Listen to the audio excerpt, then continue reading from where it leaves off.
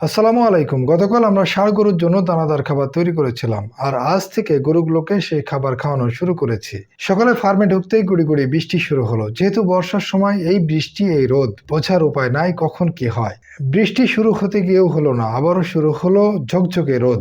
তাই আমরা ঘাস কাটার জন্য বেরিয়ে পড়লাম। বাইক নিয়ে যাচ্ছি, কারণ ঘাস কাটার কাজ শেষ হলে গাড়ি যাবে ঘাস নিয়ে আসতে। আমাদের এটা ঘাসের ৩ নম্বর জমি। এই জমির ঘাসও আজ শেষ হয়ে যাবে। যেহেতু আমাদের সব জমিতে ফার্স্ট কাটিং চলছে, তাই ঘাস কিছুটা কম। ১-২ বার কাটা হয়ে গেলে বড় বড় ঝাড় হয়ে যাবে, তখন ইনশাল্লাহ আর ঘাসের সমস্যা হবে না। তবে প্রথম দিকে আমরা কিছুটা ঘাসের সংকট অনুভব করছি। গতকাল আমরা ৩টা জমিতেই গিয়েছিলাম। এর মধ্যে একটা জমিতে আমরা ঘাসের সাথে ভুরো বুনেছিলাম। এই কারণে ওই জমিতে ঘাস কিছুটা মারা গেছে। আমাদের প্ল্যান ছিল দেশি ভুরো বোনার, কিন্তু দোকান থেকে আমরা যে বীজ কিনেছিলাম সেটা দেখতে দেশির মতো লাগলেও আসলে সেটা বিদেশি। এই কারণে আমাদের এই জারা ঘাসের থেকে এই ঘাস বড় হয়ে গেছিল, এবং এই ঘাসের চাপে আমাদের জারা ঘাসের কিছু কাটিং মারা গেছে। আবারও কিছু কাটিং এ জমিতে লাগাতে হবে।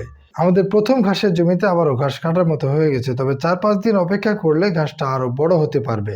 যেহেতু আমাদের ঘাস এখন কম, তাই আমরা খড় বেশি খাওয়াবো এবং ঘাস একটু কম খাওয়াবো। আমাদের ১০ থেকে ১৫ দিন একটু কষ্ট হবে, তারপর আবারও ২টা জমিতে ঘাস কাটার মতো হয়ে যাবে ইনশাআল্লাহ। যাই হোক, আজ ঘাস কাটার ফাঁকে ফাঁকে আমি কিছু ফাঁকা জায়গায় ঘাসের কাটিং লাগিয়ে দিলাম। যেহেতু ঘাস লাগানোর পর কিছু কাটিং মারা যায়, এবং টানা বৃষ্টির কারণে অনেক সময় ঘাসের কাটিং কিছু মারা যেতে পারে। আপনাকে ঘাস কাটার সময় গোড়ার অংশগুলো নিয়ে নিয়ে এই ফাঁকা অংশগুলোকে লাগিয়ে দিতে হবে, তাহলে নেক্সট কাটিং এর সময় এই ফাঁকা অংশগুলো সুন্দর ঘাসে ভরে যাবে। ঘাস কাটা কাজ শেষ করে ফার্মে চলে আসলাম। আসার সময় আমরা কিছু ইপিলিপিল পাতা নিয়ে আসলাম, কারণ আমাদের পাঠা ছাগলের বাচ্চাটা ঘাস কম খায়, পাতা একটু বেশি পছন্দ করে, তাই ওর জন্য প্রতিনিয়ত আমাদের কিছু পাতা রাখতেই হয়। এরপর ফার্মে এসে আমরা গতকাল যে দানাদার খাবার তৈরি করেছিলাম সেটা সব গরুকে দিয়ে দিলাম। আর আজ থেকে প্রতিটা গরুকে আমরা ১ কেজি করে সকালে এবং ১ কেজি করে বিকালে এই দানাদার খাবার খাওয়াবো। কারণ শুরুতে হুট করে খাবার বেশি খাওয়ালে যে কোনো ধরনের সমস্যা হতে পারে, অ্যাসিডিটি হতে পারে বা পাতলা পায়খানাও হতে পারে। তাই খাবার চেঞ্জ বা পরিবর্তন করার ক্ষেত্রে শুরুতে অল্প অল্প করে দিয়ে শুরু করাটাই বেটার।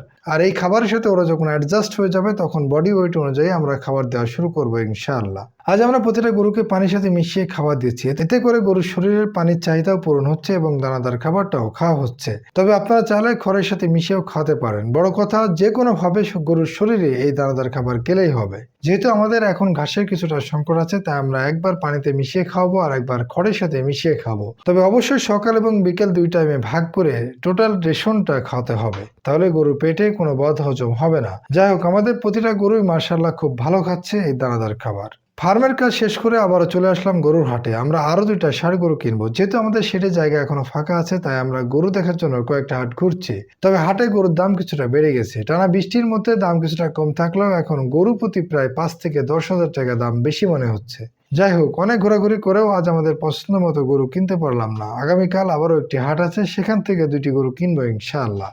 আর অনেকে সাপ্লিমেন্টের লিস্ট চেয়েছিলেন, আমরা কোথা থেকে কিনেছি সেটাও জানতে চেয়েছিলেন। এগুলো আপনি আপনার আশেপাশে যে কোনো ভেটেরিনারি ওষুধের দোকান থেকে কিনতে পারবেন। তবে আমি এখনই লিস্টগুলো দিচ্ছি না, আগে আমি দেখতে চাই এই ফর্মুলায় কেমন রেজাল্ট আসে। আমি আরো ২টা ফর্মুলা ট্রাই করব আলাদা আলাদা গরুর উপরে, তারপর যেটা সব থেকে ভালো রেজাল্ট পাবো সেটাই আপনাদের সাথে শেয়ার করবো ইনশাআল্লাহ। যাই হোক, সবাই আমাদের জন্য মন থেকে দোয়া করবেন, আমরা যেন সফলতার সাথে সামনে এগিয়ে যেতে পারি। মনে রাখবেন, প্রকৃতিকে ভালোবাসলে, প্রকৃতির সাথে থাকলে আল্লাহ আপনাকে উজাড় করে দিবেন। আল্লাহ হাফেজ।